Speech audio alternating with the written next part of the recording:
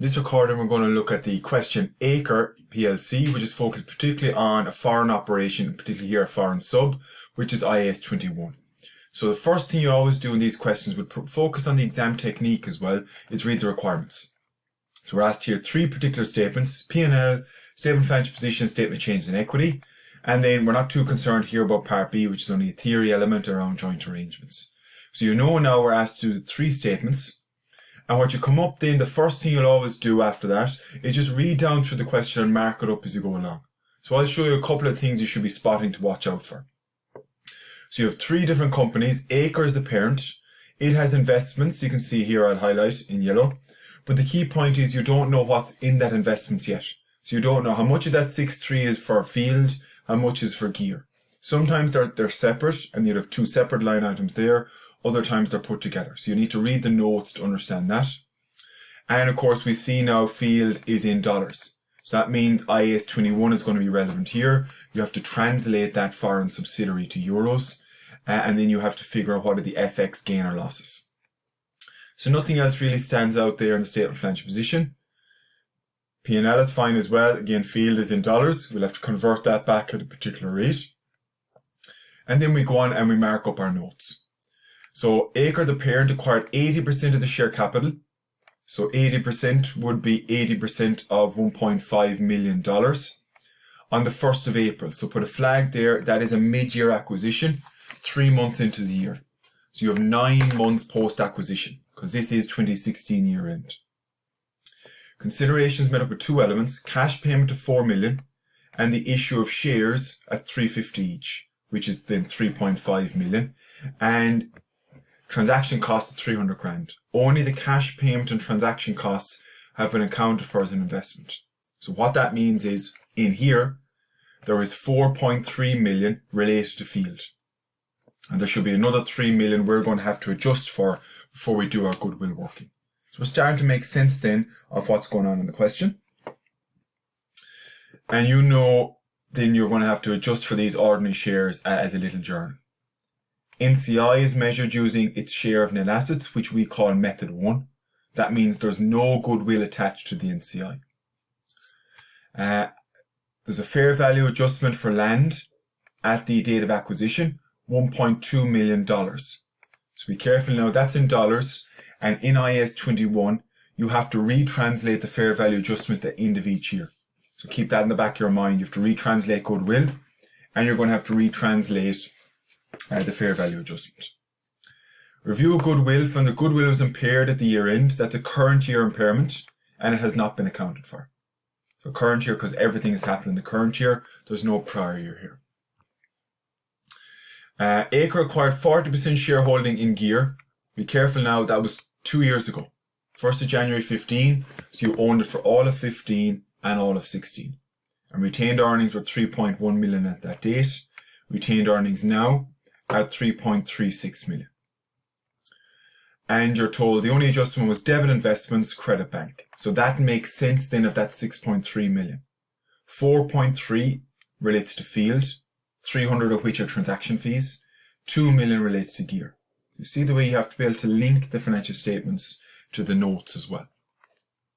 So we're then told Acre paid a dividend on the 1st December and has not been accounted for. Now remember, that's the parent paying a dividend. So no adjustments other than put in the debits and credits. And a good student will label their consolidated statement of changes in equity. When you pay a dividend, that's where it appears.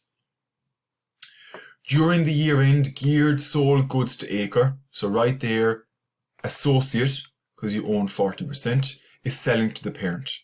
So we have to figure out how do we deal with that at the year end. Unrealized profit, associate selling to parent. And at the year end then, there's a balance outstanding between the parent and the associate. So you have to figure out how we do with note 8 as well. So note 7 and 8 are all about trading between an associate and a parent. And then of course, because we have a foreign based subsidiary, we need the relevant dollar exchange rates. We only need them for this year because of course it's a current year acquisition, nothing to do with prior year. So that's your second step. First step, read the requirements. Second is mark up all the questions so you get an idea what's going on. And then my personal preference is leave about a page or two for the P&L That'll be the first thing you see in your booklet. Another page or two for the statement of financial position, and another page for the statement of changes in equity. Now, I just have the templates done out to make it easier for the recording, but you might leave these blank, or you might leave in some items that you can slot them in as you go along. You decide as you go down. But I would always try and leave the first couple of pages for my final answer, because it looks a lot more professional to the examiner as well. And I would also then leave another 2 pages for my big workings: goodwill, group retained earnings, NCI, and associate. So as you find smaller things, you can slot them in as you go along.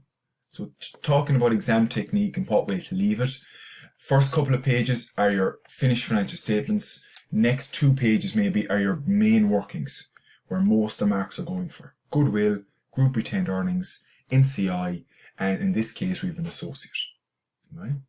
But the first thing you will be starting with in an IAS 21 question is always going to be translating the subsidiary. So we know the investments, just to clarify. You have field, you paid 4 million. You have field transaction costs, 300, and you have gear, 2 million.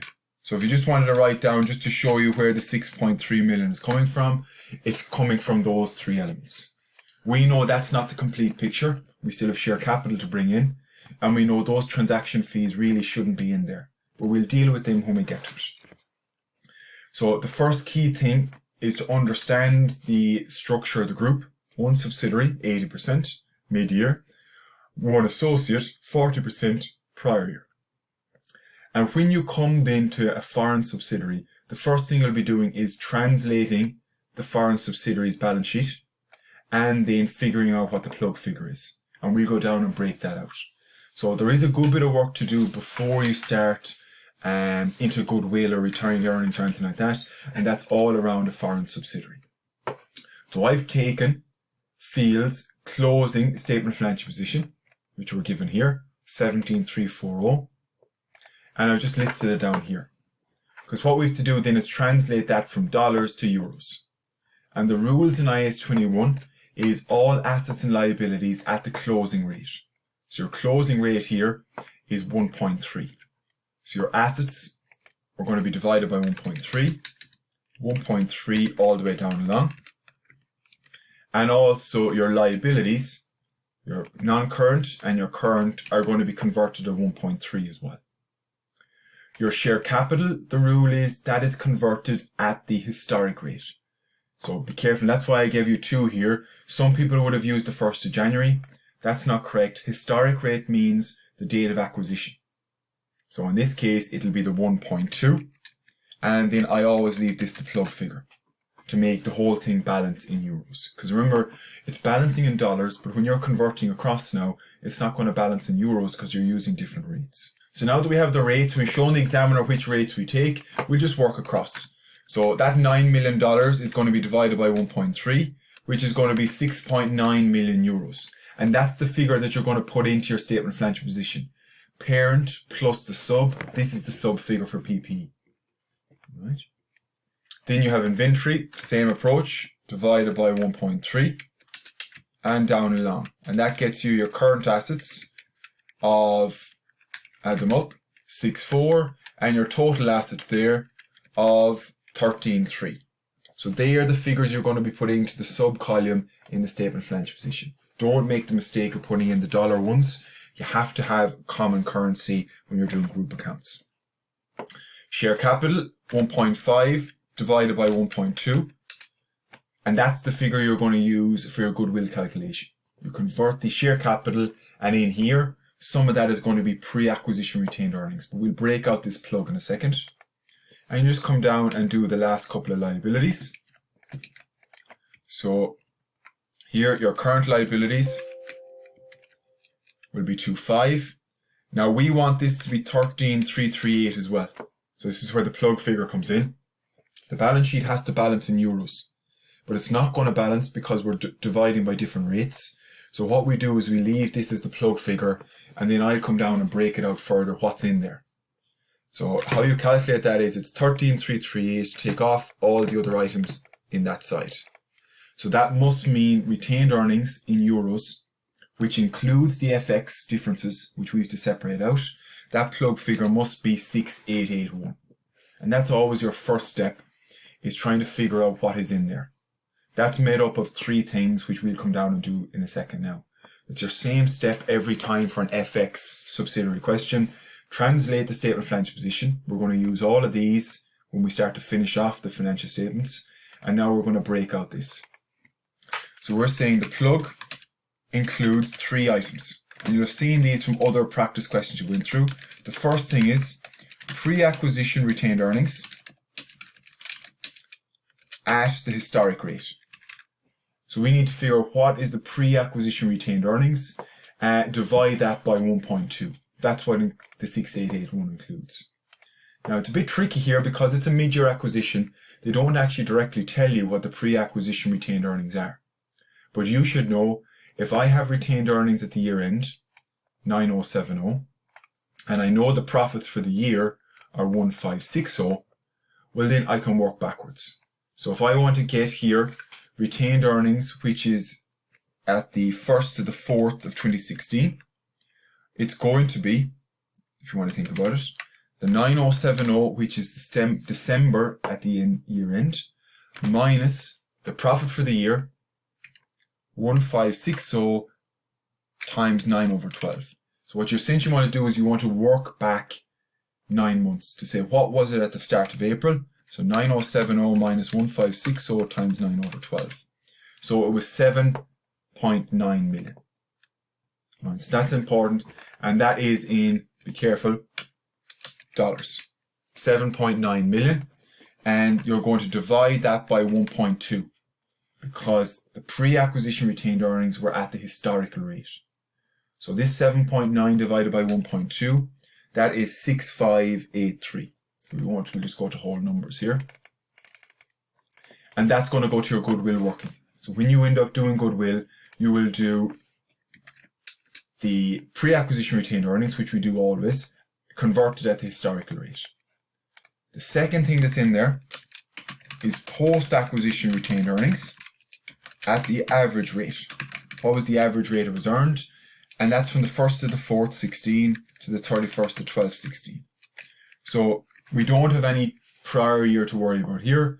It's simply just 1560 times 9 over 12. Because you're saying the 12 months this year, we only owned it for 9. So you only put in 9 months. So that means in dollars, that will be 1170. And so $1170. And you convert that, be careful, not at the historic rate. It's at the rate that it was earned. And that's why you're given the average here, 1.25. So you just need to know your rules under IAS 21 as well. So 936. So the retained earnings, the true retained earnings figure for the sub is 7519. That's important because you're going to need those to do the NCI. You're going to need those to do the goodwill. So you have to do this step. It's important. Well, we know the plug figure was 6881 from above. So you're saying they clearly don't balance. And what the plug figure that you're going to left with here is the FX differences 1 and 2. And they're all, if you want to write it down, they're all current year. There's no prior year in there. And that difference must be a loss because it's dragging it down. It's minus 638. So just tidy that up just to make sure it's clear that it's a loss. So you have FX losses in there of minus 638. And that's FX difference 1 and 2. So 638, 639 is fine. You're just going to have rounding differences. Right, so that's an important one. 6583. Right, so that's important that you understand that of where it's coming from. Send this 936. Right, so have a look at that. Make sure you can work through it. You get your plug figure from translating the statement of financial position. You then figure out what is in the plug figure. It's always going to be retained earnings at the date of acquisition. That's going to go towards goodwill, this figure.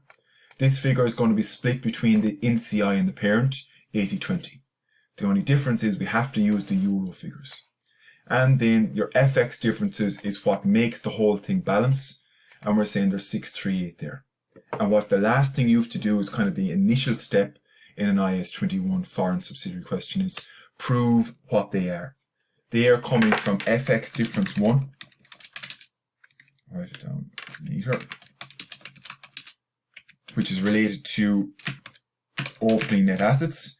And it's going to be FX difference 2, which relates to profits. So your opening net assets here, just be careful of where it's coming from.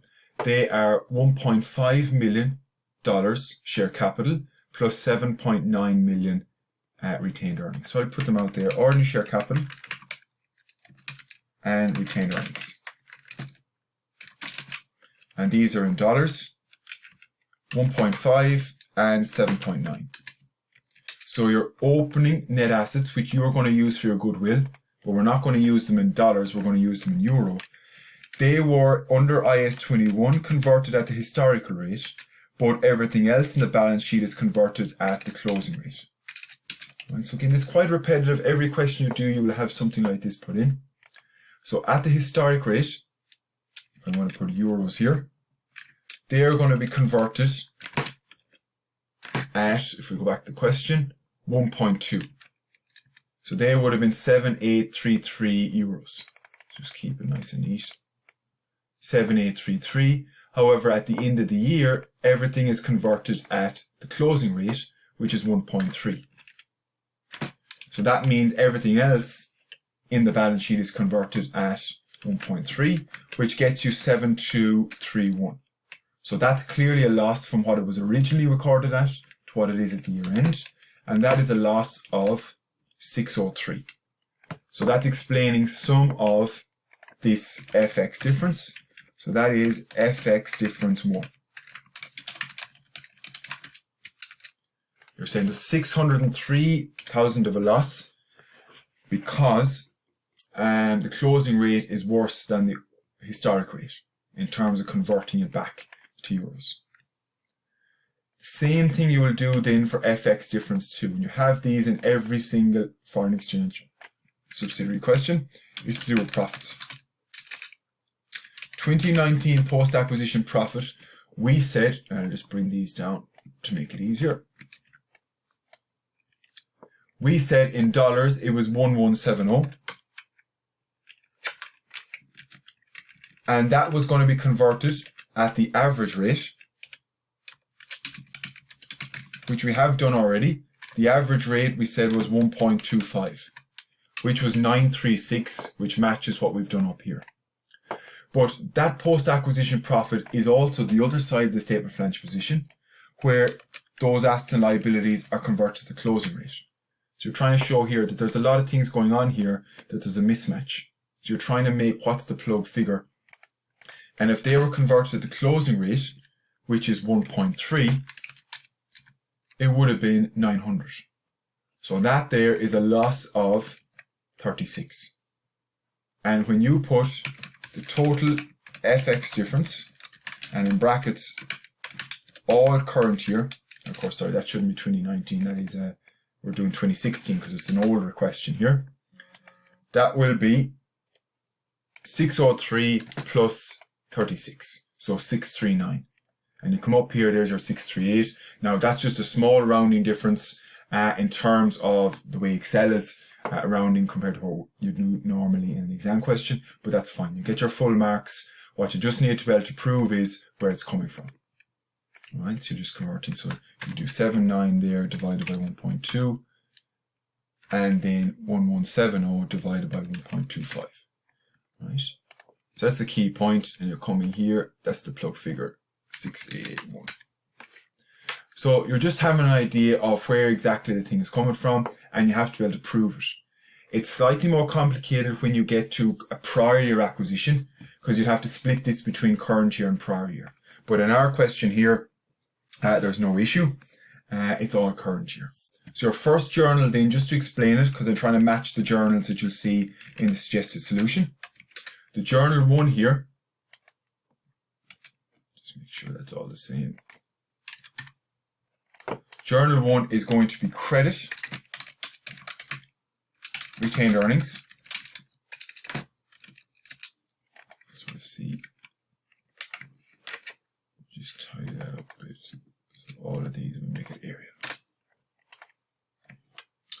So credit retained earnings, the 639, 638, 639 is fine. I'll leave it 639. And then you're going to debit group FX reserve and debit NCI. And they get 80% and they get 20%. So 511 and 128. So 511, 128. So just doing your 80-20 split based on the ownership. So think about what we're doing here just to explain it. We're essentially saying credit retained earnings, that is of the sub. So what we're saying here is when we did the plug figure, it was 6881, but actually that's hiding the fact that there's a loss in here for FX reserves. So by crediting the retained earnings to sub, we're actually saying it's not 6881, it's 7519. So it's 638 or 639, just for rounding difference. All right, so we'll just say that's minus 639, just to avoid confusion. So that's fine. It's not going to be at the end of the world. And then what you're going to say is, well, where does that go? Because you're stripping out the 639 loss, so you're keeping it different. Well, that FX loss now actually goes, 80% goes to a new line item, group FX reserve. The other 20% goes to the NCI. The NCI does not keep FX differences separately. You throw them all in. You put it all in the same line, like you would do with a revaluation reserve as well. So that's our first adjustment, is always doing that. And that takes the longest part, translating this, getting the plug, proving what's in the plug, getting the FX differences, proving the FX differences. So that's very repetitive, but it takes practice because it's probably the hardest area of consolidation. The next step then is we're nearly ready to start a normal consol question by kicking into goodwill. But we've one or two adjustments we need to do before we can do goodwill. We need to, number one, deal with transaction fees because they're accounted for incorrectly. And then number two, we need to deal with the share issue, which hasn't been accounted for, and the fair value adjustment as well. So there's a couple of things, number 1, 2, and 3, you have to be able to do journals on before you jump straight into goodwill. So journal 2 then is the transaction fees, debit group retained earnings, credit investment. And that's going to be 300, 300. And just be careful there, and I forgot to do it up here as well. You're going to put 3 stars there, and you're going to put a capital S. The reason being, that 639 is a current year FX loss. So all of that is going to go to the OCI, and it's going to be split down the bottom. So get some system of labeling where is that current or prior. This is a bit more straightforward because it's all current year, but you just need to remember it's going to be split 80-20. This group retained earnings is all current year as well. That's why I put the 3 stars to remind me it needs to go to the P&L, but it doesn't be split. This is only to do with the parent. It doesn't impact the NCI. Right, so that's your second one. We know under IFRS 3, transaction fees should not be part of goodwill. They should be written off to the P&L. Journal 3, you're going to debit investments, 3.5 million. You're going to credit ordinary share capital and credit share premium. Because we know in note 1, the issue of 1 million ordinary shares, €1 each, for €3.50 market value has not been accounted for. So that is 1 million in ordinary share capital because it was a 1 million ordinary share. That's the nominal value. The rest then 2.5 will go to share premium. And a good student there will label that consol statement of changes in equity. Because this is a share issue of the parent, not of the subsidiary. The parent is giving some of their shares up to get an ownership in the subsidiary. So we know that's going to be a movement in the statement of changes in equity as you go down along. So that's important as well. So we're nearly there in terms of being able to do our goodwill. But again, we're trying to show you is you have to set up the adjustments. If you don't do all of these now, you're going to miss half of them because some students might just throw in those adjustments here and forget the other side of it. They'll put in the adjustments for the goodwill working, but they won't remember to update share capital. They won't remember to update group retained earnings. So I think it's always useful to do these small journals out because there's marks going for each one as well. So the last one then, the fair value adjustment, you're told here the fair value land, so that means there's no depreciation to worry about, was 1.2 million in excess of book value. So this means you have a fair value adjustment on the 1st of 4th, 2016, and that is $1200 because we're looking at in thousands of dollars here. So we've dropped the last 3 zeros. Now this is important because you can't use the dollar one. So at the date of the transaction, the exchange rate was 1.2. So that means the fair value adjustment in euros was €1,000,000. So at the date of transaction, you're going to debit PP, credit goodwill calc, that's where it goes to, 1 million. That's the fair value adjustment at the date of transaction. Now, there's an added complication here is, this is technically, we have FX difference 1 and 2 done. There's 2 other FX differences. One with retranslating goodwill, which we'll get to eventually. And the other one is retranslating a fair value adjustment. So if you retranslate the fair value adjustment at year end, the 31st of December, that 1.2 million, right, is going to be now translated at the closing rate 1.3. So it actually goes down from 1 million down to 923. So what you need to be able to do is put through that retranslated foreign exchange adjustment, and that is an FX loss because it was originally accounted for as 1 million. It's now only 923. That's an FX loss of 77. So that's an important one in IAS 21. You have to be able to account for those. So that will be credit land to bring it down 77 because you're retranslating the fair value adjustment. And because it's in the sub, it's debit group FX reserve 80%, which is, we'll say 62. And then you're going to debit NCI 15, which is the rest. So watch for that. That's the same what we're going to do with goodwill in a second, but it's just slightly different, the allocation. You must retranslate the fair value adjustment at the end of the year. And usually it's land that's given because you won't have any complications with depreciation. But as well as FX difference 1 and 2 that you'll always have, you may have to retranslate goodwill, and usually that's there, and you may have to translate fair value adjustment as well. But be careful, it's only the million that you take for the goodwill calc, because that was at the date of acquisition. This retranslation at the year end, that's at the 31st December, which is 9 months later. So we've now all our journals done, and there's a lot of work there just to get to the goodwill, but we can do our goodwill working now. And we'll take what's the investment, and we'll say there the parent 80%, the NCI 20%, and then we'll say the total. So we know our investment, be careful now, 4 million plus 3.5 million.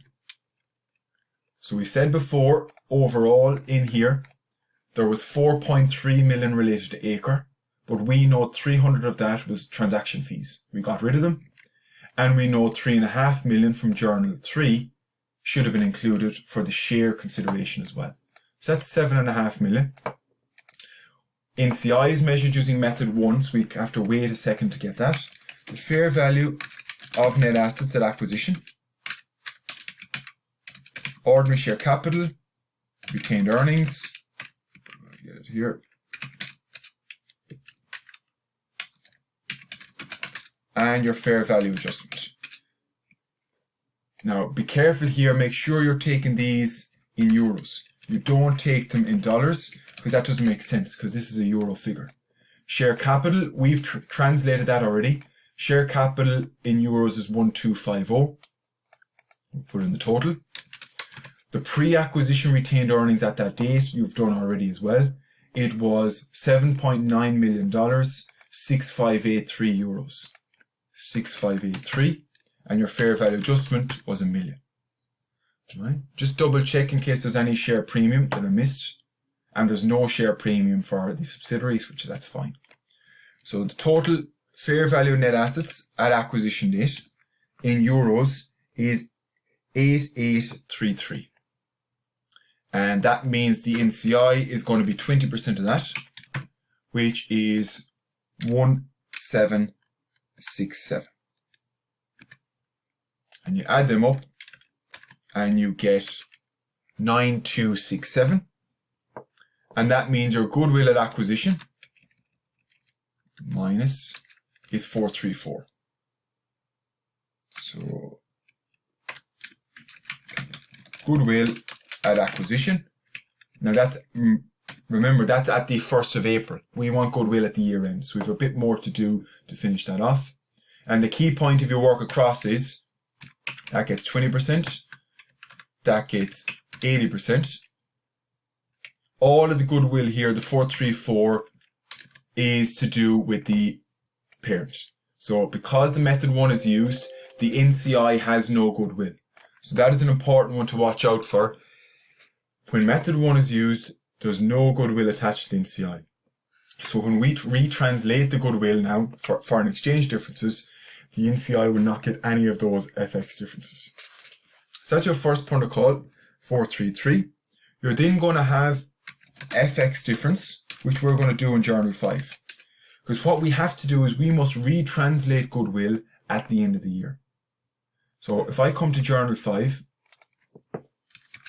and we say goodwill on the 1st to 4th, 16 was 434 in terms of euros. Right? If I retranslate that at the year end, how I do that is I take the 434 and I bring it back to dollars.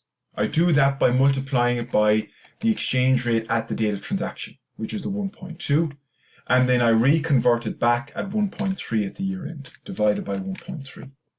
So bring it back to dollars, to bring it back to euro at a different rate. And it's now only 400.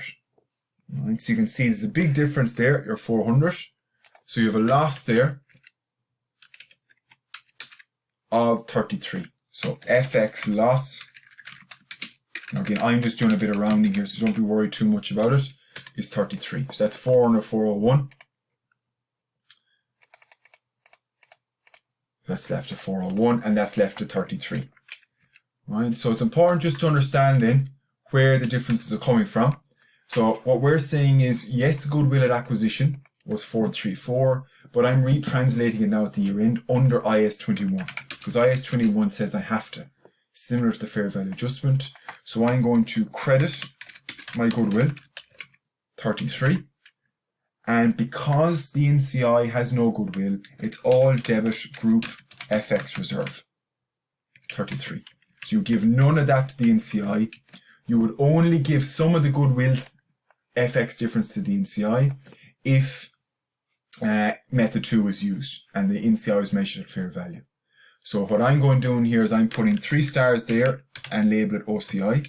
And what I should have done up here is I'll put 3 stars here, capital S, and label it OCI.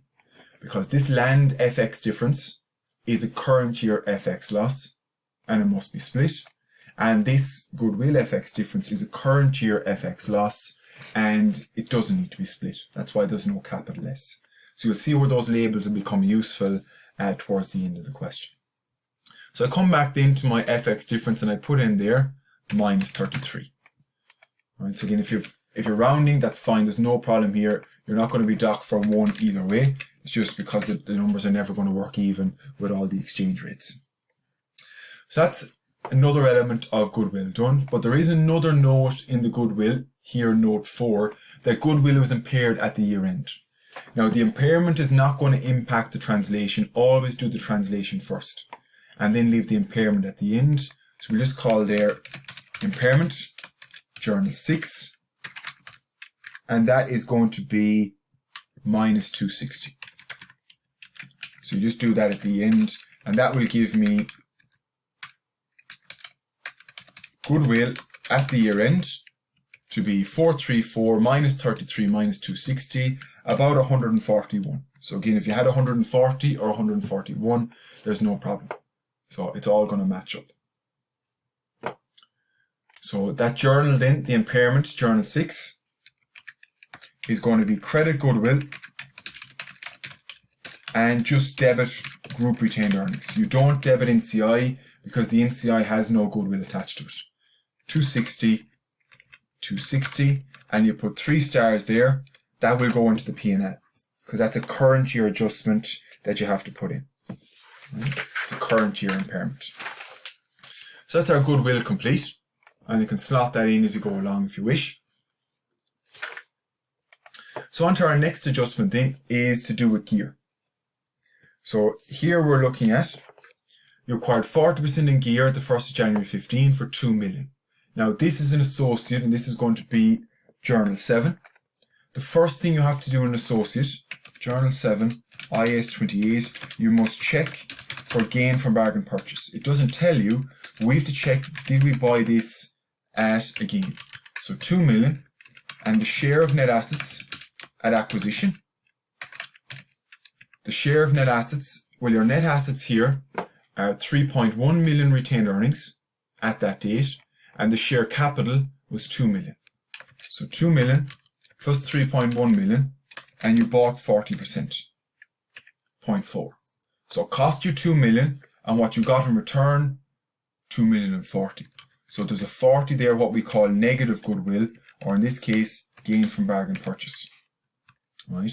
Now, that was a tricky one that you have to know your knowledge of IAS 28 and be able to go back and adjust for gain from bargain purchase. If that was the other way around, cost was bigger, you wouldn't do anything. You'd leave the cost as is. But under IAS 28, you must debit investment in associate 40, and you will credit group retained earnings. Now, there's a little trick here to watch for. That is going to be not 3 stars in terms of going to the P&L. That is statement of changes in equity. That's a prior year adjustment. So where you will see that is, you will see that in the opening balance of group retained earnings, and I'll show you that at the end. Right, so that does not go into the P&L this year because you bought it 2 years ago. That gain from bargain purchase would have been in the P&L in 2015. Right, so that's the next note done with. You have to make sure you adjust for that, and just watch for that. You don't put it in the P&L this year. You put it in the opening balance of retained earnings. That's another note complete. Acre paid a dividend at the December. So be careful now, 30 cents a share. So this is Journal 8. You're going to debit group retained earnings and credit bank. Now be careful how much you pay. It's 30 cents a share. But where students got caught out here is there is 1.5 million, sorry, for the parent, 6.5 million shares already, and you issued another million shares during the year, so which we accounted for. So be careful. There's now 7.5 million shares times 30 cents. So 2250 and bank. And what you're going to label there is statement of changes in equity. That's a dividend payment during the year that will show up in the statement of changes in equity. Where a lot of students went wrong there is they took the wrong share figure. There was 6.5 at the start of the year, but you issued shares during the year as well, and all of those are entitled to dividends at the year end. So just keep an eye out and watch for that. So then we're on to trading between the associate and the parent. So for Journal 9, you're saying the associate is selling to the parent, invoice value 2 million. So Journal 9, associate selling to parent. So direction is important.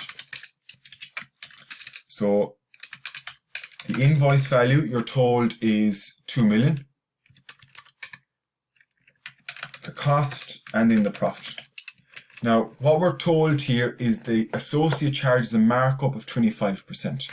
So that means your invoice value is 125% of cost, because it's marked up on cost. So that means your cost is 1600 and your profit is 400. This is 125% of cost. That's how markup works. And your unrealized profit here is, you're told half of them are still in inventory, 50%, which is 200. Now usually in a subsidiary we would remove all the unrealized profit, but here you only remove Acre's share, which is 40%. So that's a difference between a subsidiary and an associate. In an associate, when you're adjusting for unrealized profit, you only remove their share. So in this case here, you're going to debit retained earnings and you're going to credit inventory. So that's going to be 80 and 80. Now that is a current year adjustment, so it will go through the P&L as well. And that's going to be 3 stars, and you're going to put associate beside it. because it's technically the associate that's selling, so it's the share of profit from the associate that's going to be reduced in the P&L. Some students will slot it in as they go along, others will leave it till the end. Either one is fine. That's Journal 9.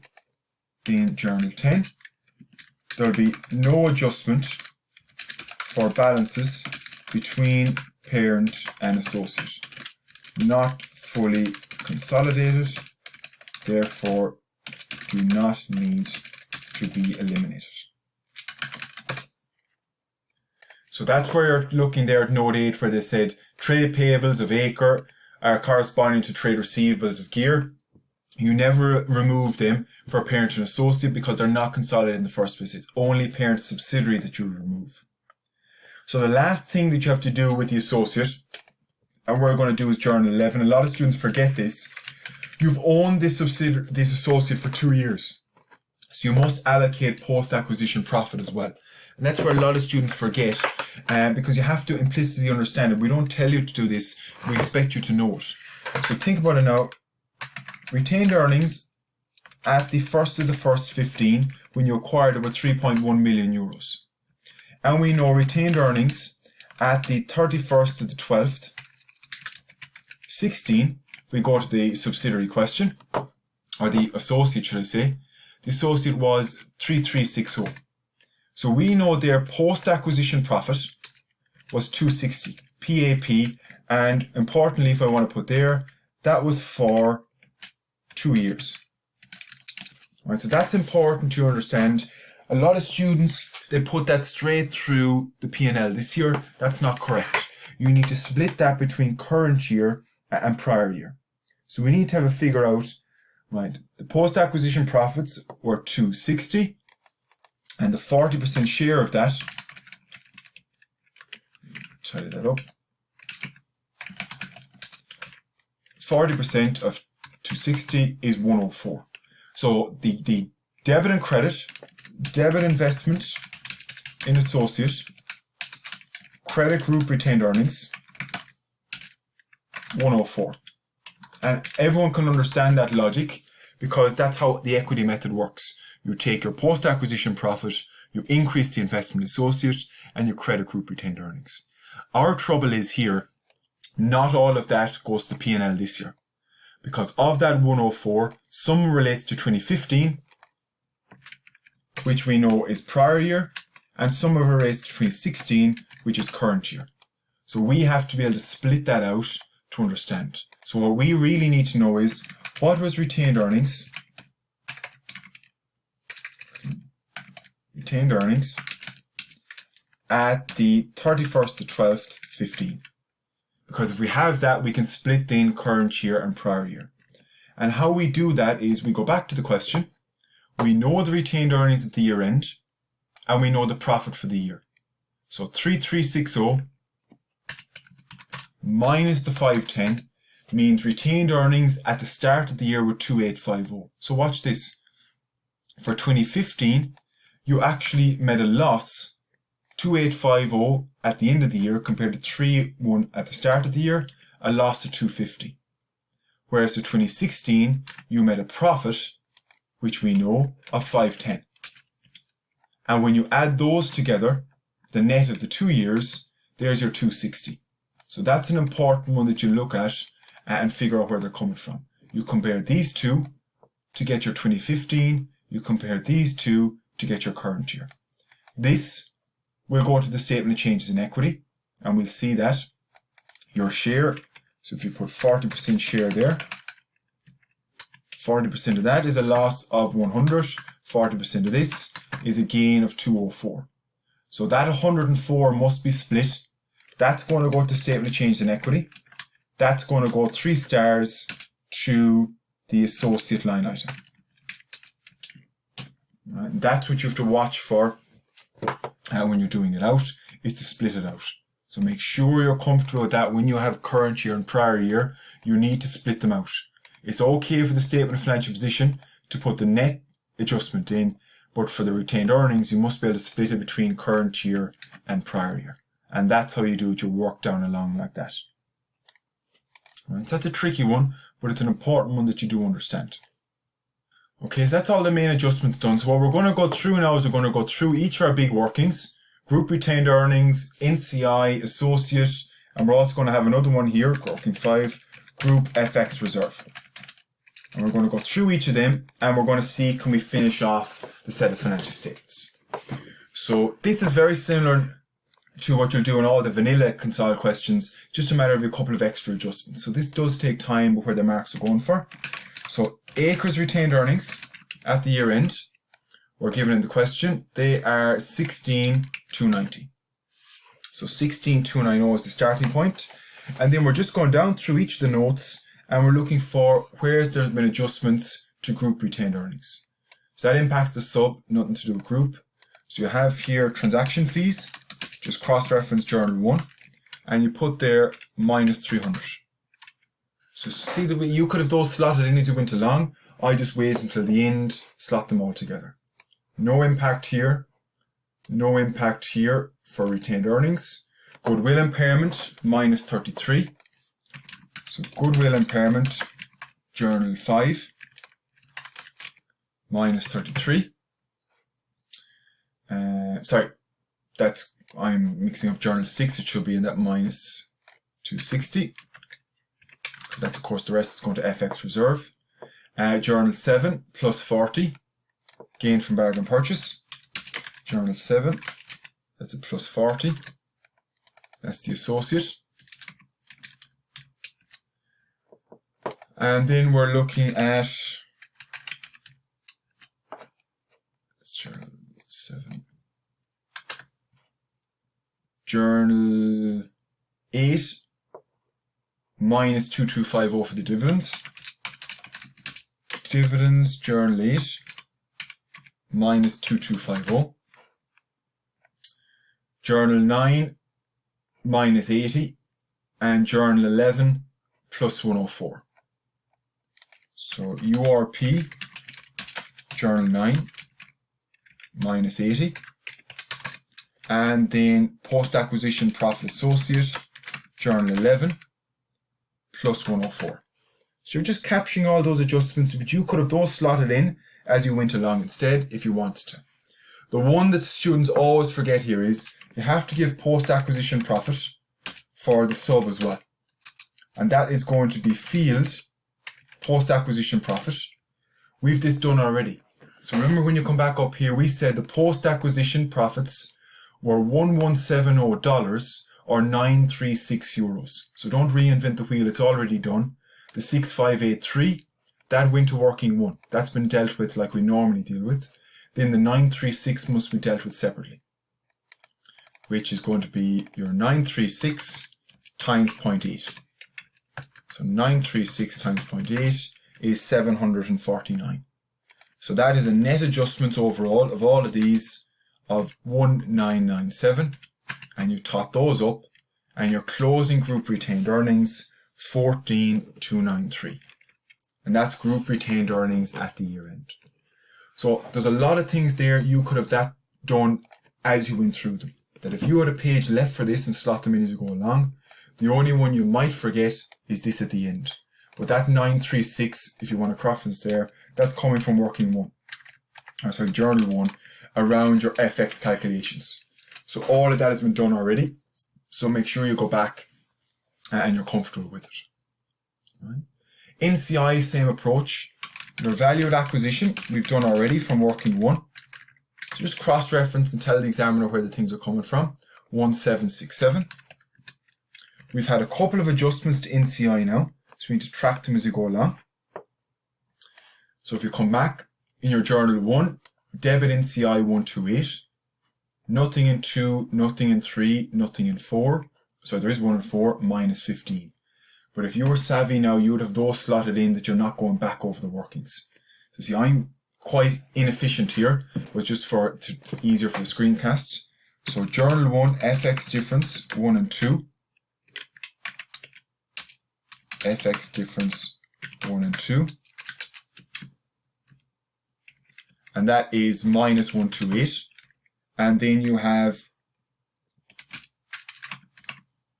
the fair value adjustment, FX difference, that is journal 4, And we said that was a debit in CI 15, so that's a minus 15. Nothing in Journal 5, nothing in Journal 6, nothing in any of the rest of them there. So that's okay. So what we're looking at then is the only other thing they'll get is post-acquisition profit of the sub, similar to the parent, but they only get 20%. So there's a nice symmetry there, that's why I always do them together. If Field made post-acquisition profits in euros of 936, the parent gets 80, and the subsidiary then gets the 20. So that's a net adjustment here of 44, and that means your NCI at the end of the year, 1811. So nice structured approach, and try and have that set up that it makes it easier to approach it. These are long questions, they could be over an hour in length, some of them, so it's all about practice. Your associate, the cost initially was 2 million, that was given in the question. And if you come back here, we started the associate from Journal 7. We said there's a gain from bargain purchase. We increased the associate by 40. We had Journal 8. That was the dividend. There was no issue. Journal 9 didn't impact the associate. That was just inventory it impacted. But Journal 11 did. You have to increase the investment associate by 104. So you call it post-acquisition profit there, Journal 11, 104. Now, for some of you, you may not want to do a separate working like that because it's a quite short one. To get your 2144, you can if you wish. So there's no requirement, but you can do a separate working if you want to, just for completeness, because it's more like having a set routine that you go through than anything. For Group FX Reserve, you only have this in IAS 21. FX difference 1 and 2 coming from Journal 1. We said that was a share for the group of 511, and that's of course minus 511. The reason being that's an FX loss. FX and the fair value adjustment, that is Journal 4, I think, and that is minus 62. So Journal 4, and you're putting in there minus 62. And then FX on goodwill, which I think is Journal 5. And we said that is getting the full amount, the FX of goodwill, a debit again, which is an FX loss of 33. So you tidy those up, and we'll bring up that one. And you're getting the total FX reserve, group FX reserve at the end of the year, 606,000. And that's going to be a separate equity line item. But you may want to just put those directly into the adjustment column. That's fine as well. But it's no harm to have them done like that, just for completeness. Now all your big workings done, you're going to come back up. I have a template set up already. You may go differently, that's fine. But you can have parent, sub. We have 2 columns to the sub now because one is the foreign currency, one is the euro currency, and then the adjustments. Trick here is it's 9/12 for the subsidiary. So make sure you put in something like that. The reason being that it is a mid-year acquisition. So in our case, we're going to go back. We're going to take the field, so 22,950 times 9/12. And you're just going to bring them down along. Minus 17,450 times 9/12. And we'll do the same thing down. So you can, that's what you're going to do for each of them. None. 1,600 times 9/12. 1,450 times 9/12. But you have to show the examiner where you're getting the figures from. And that's why I think the best thing is to show the 9/12 up there, just to get the habit to always think. That's in every question. You could have a mid-year acquisition in a vanilla question. You could have a mid-year acquisition in a disposal question as well. And minus 780 times 9/12. And hopefully, of course, you'll notice that 1170, that figure, matches the 1170 we had down here for post-acquisition profits. Because we only had one. And some students have a habit, remember, that's in dollars, you have to convert to euros, and you convert at the average rate. The average rate for 16, those 9 months, was 1.25. So you do that along. So convert everything at 1.25.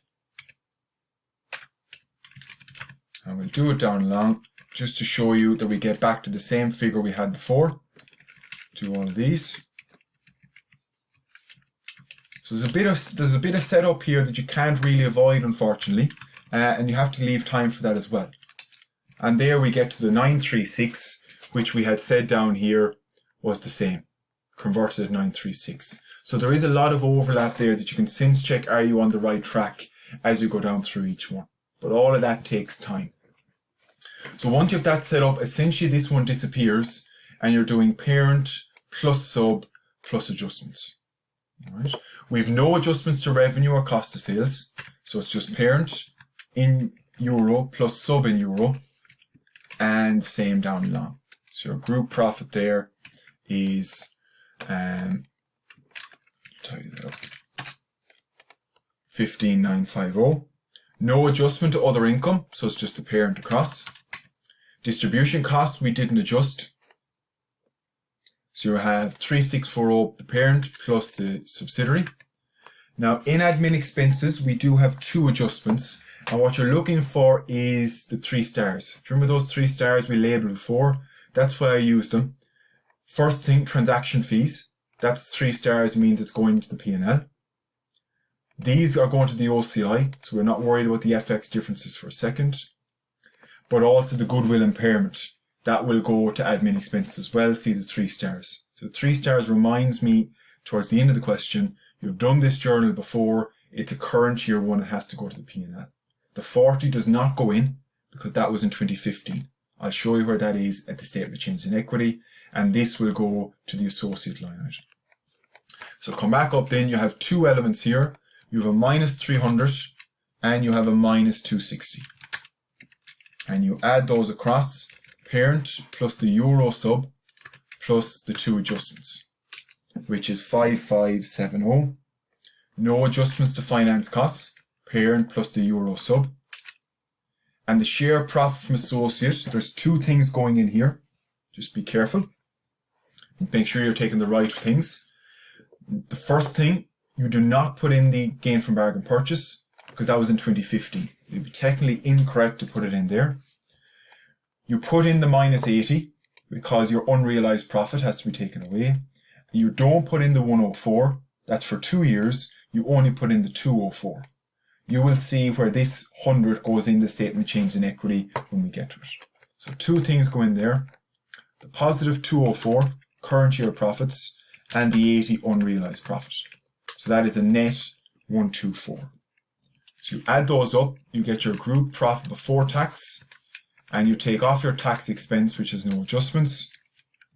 Group profit for the year, 3.7 million. So that takes time. There's a good bit of workings there. Did you remember to take the 9/12? Did you then remember to convert that at the average rate? And did you then remember to put in the correct current year adjustments only into the P&L? So IAS 21 foreign sub is probably the hardest one of all the questions. We then have OCI, which are the exchange differences. The benefit of this question is all exchange differences are current. So there's no such thing as prior year here, which you will have in other questions. So the exchange differences here are the full amounts, the 639, which is a loss, the 77, which is a loss, and the 33, which is a loss. You don't split them now, you split them at the end. So you're going to have in there minus 639, you're going to have minus 77, and you're going to have minus 33. So I'll just show those tidied up. But there are your three adjustments that you have. Foreign exchange difference 1, 2, 3, and 4. You can't have any more than that. It's all of those. Put them on the next line. And you'll top those up. So the total exchange differences are 749. Now bear that in mind. Some of them are going to the NCI. Some of them are going to the parent. And that's what the bottom of this statement will be doing. So you can put your asterisks to explain there. We'll just explain them in the line items that are there. But you have to remember when you're doing consolidated P&L, you must split out at the end. There's decent marks going for this. If you don't put them in, you're not going to get the marks. The NCI here, what are they entitled to? They're entitled to 936 times 20%, because none of those adjustments impact the subsidiary. There's no capital S beside them. So it's just 936 times 20%. And then you can just say the parent is allowed the rest of the profits. So that's where the 37 is allocated. The 936 times 20% and none of these. Because none of these have a capital S. They're not allocated. That's all to the parent, all to the parent. When you get to total comprehensive income, your starting point is the 187, as above, this one. But they also have to get plus 639 times 20%. They have to get their share of FX difference 1 and 2, like we've done down here, giving them the minus 128. And they also have to get their share plus minus 77 times 20%. So they don't get 20% of everything, because this goodwill is 100% to the parent. They do get 20% of the other two. So that's where you have to be very careful of where the adjustments are coming from. So that means it's plus 187 minus 639 times 20% minus 77 times 20%. So that is a net of, right there, that's 20, sorry, it's 25, it's 20, 44. And the difference then, the 2951 and the 44, you don't have to prove the parent, it's fine just leaving as the plug figure. What you do have to prove is the NCI. We want you to be able to show where the split of the parent and the NCI is coming from. Now they are not easy, and that takes practice and an understanding of how consolidation works. So let's move on then. We're going to use this information when we do the statement of change in equity, but we have to finish the statement of financial position first. So again, I have a template done. You may want to wait till the end. That's fine as well. But remember now, it's parent plus the euro-based sub. So when you're doing plant and equipment for the sub, you're taking the converted one that you've done before, the 6923. You don't take the $9 million. Same for inventory. You're taking the 3477. And you're taking the other converted ones at the rates. So don't take the dollar ones. That's what that big working for is to start. You're taking the euro based. Share capital, share premium, you don't need to concern yourself too much about because you're going to remove them anyway. And we'll have workings for all of those, so don't worry. Long-term borrowings you're going to put in at 2654. Trade payables, the converted amount, 1869. And taxation, 685. So that's your first key insight is take the sub in euros. The very first working you did, you converted all the assets and liabilities. They're the ones you need to put back in now at the euro-based amount. We'll then go to our adjustments. For property, plant and equipment, we had two adjustments. And that's relating to the fair value adjustment, if you remember. We increased property, plant and equipment by $1 million. Then we decreased it by 77. Now, I'm waiting till the very end to put them in here. You could have those in as you went through. So you wouldn't be waiting till the end to finish it off. So you add those across and your property, plant and equipment, 21,846. Investments, you get rid of all of them because they're now allocated to either goodwill or associates. Goodwill, which is working 1, is now left at 141. And your investment associate, which is working 4, is now left at 2144. So come down and just take that. 2144. So you have a lot of the stuff done that it won't take that long to finish off the statement of financial position if you have those big workings done already. Inventory, we had one adjustment, minus 80. And that's coming from our unrealized profit from the trading between the parent and the associate. No adjustment to receivables and cash, so you're just adding those across. And that gets you total current assets,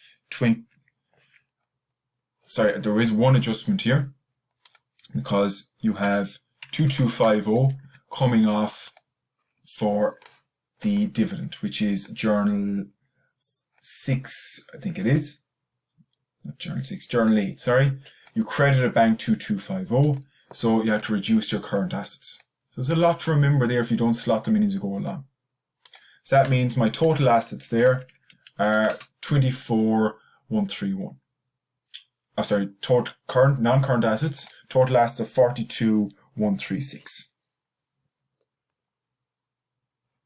The equity share capital, that's only ever the parent. So you always take off the subsidiary, that's a general rule. Share premium, we only have the parent. Now there's one thing I have forgotten here, be careful. You issued shares, so you're going to have 1 million there and 2.5 million there. So don't forget that we issued shares, which I think was journal 3. Down here, your journal 3, you credit ordinary share capital 1 million, credit share premium 2.5. They are movements during the year, and they're for the parent. They're not eliminated out, so they're going to have to be put in.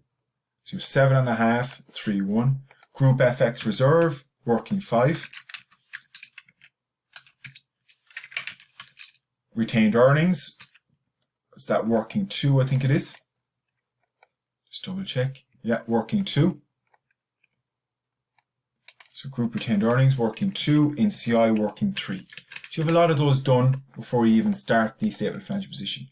FX reserve, we'll just go down, we'll take the exact figure, is minus 606. So make sure you have it in as a negative figure. They're FX losses. Group retained earnings, working 2. We have it 14,293, which gives us a subtotal on equity before NCI of 24,287. And we said our NCI was, if I remember correctly, 1811. So that's the big beauty of having all those workings done, that even if you don't finish the statement of financial position, you have an awful lot of the stuff done and you have an awful lot of the marks obtained, even if you run out of time. Long-term borrowings is just parent plus the euro-based sub, and the same for current liabilities. There's no adjustments there, which makes it a bit more straightforward. So total current liabilities, 98, plus your long-term, plus your equity, hopefully gets us to a balancing figure again, 42,136. So you do have to leave a bit of time there towards the end, just to make sure you can finish off the financial statements. So we've now done the P&L, we've now done the statement of financial position, and we're now going to take these items, all of those balances, the closing equity balances, we're going to take this allocation from the statement of profit and loss, and we're going to finish off the statement of change in equity. You need to know that statement of change in equity. It is an important one, and one that often students are very weak on. So let's come up here then. I have the closing balances in. That's always your starting point. So you have a lot of items now, given the movements during the year. And maybe pause it now and think, can you slot in here and make it work? And can you prove that the opening balances are correct? So take a second now, see can you slot them in here, and see can you balance it. So let's start with the obvious one, which is total comprehensive income for the year from the P&L. So the trick about this is figuring out which figures you take for which column. The first thing is the NCI gets the total figure here. They get the 44, the 187 is not shown separately. So their share of profits and their share of other comprehensive income are netted together. So your NCI is going to be just shown in here, 44. So that explains some of it. The FX, or the retained earnings, the profit for the parent, 3513, that's shown in the retained earnings column, 3513.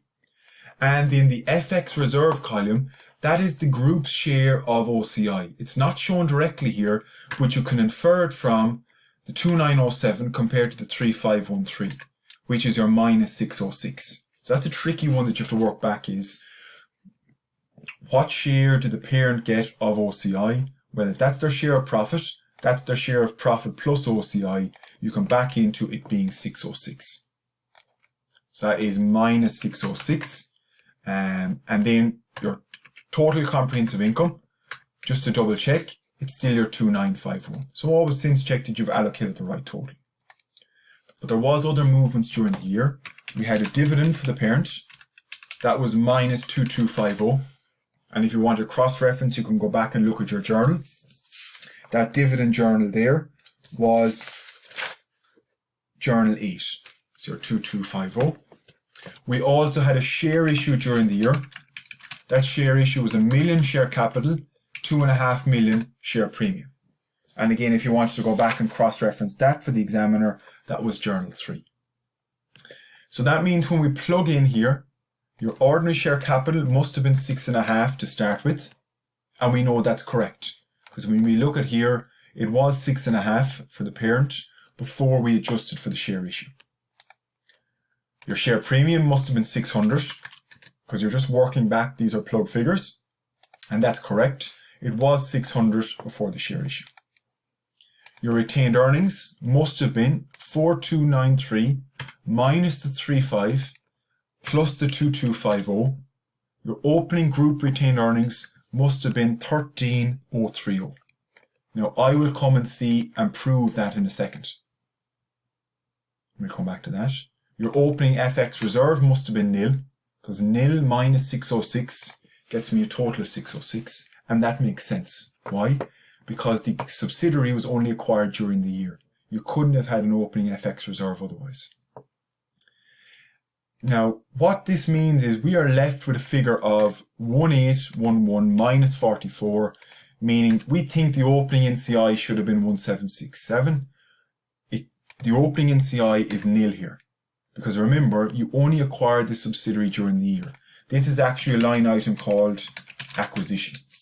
You acquired a subsidiary during the year, and this 1767, if you remember, go back to working one, down here. There's your 1767. It's the value of the NCI at acquisition. That's where it appears out of nowhere. When you acquire an NCI, you will have an acquisition line here. Likewise, if you dispose of an NCI during the year, you will have a line item here reducing the NCI. So we just tot those across just for completeness. All those different items. And the only one we are concerned about then is our opening group retained earnings correct? Now think about who will be in the group retained earnings at the start of the year. Acre's retained earnings at the first 16. They will be the retained earnings at the end of the year, 16,290, minus the profit for the full year. So if we take the end of the year minus the profit for the year, you get back to the retained earnings at the start of the year, which is 13,090. Now some of you might say, surely you should adjust for the 2250 dividend. Remember, in these figures, the dividend wasn't adjusted for. So that only happened afterwards. That's why we're not adjusting for the dividend when we're working back, because this dividend adjustment came after the financial statements were prepared. For Field, there is nil, because we only acquired it during the year, so they couldn't have any post-acquisition profits. But for Gear, this is important, you will have two things. You're going to have prior year post-acquisition profit, which was minus 100, which is a loss of 100, plus prior year gain from bargain purchase, which was plus 40. So the net impact there, and if you want to go back and figure out where is he getting those from, go back and look at my labeling. When we came back to the journals, particularly Journal 7, we said that 40 prior year, that 40 did not go to the P&L. We said that gain from bargain purchase is going to be in my opening group retained earnings. And that's where we're putting it in. And likewise, the share of post-acquisition profit for the associate, 204. Our share of current year profit is going to the P&L. And that's where it is up here, 204.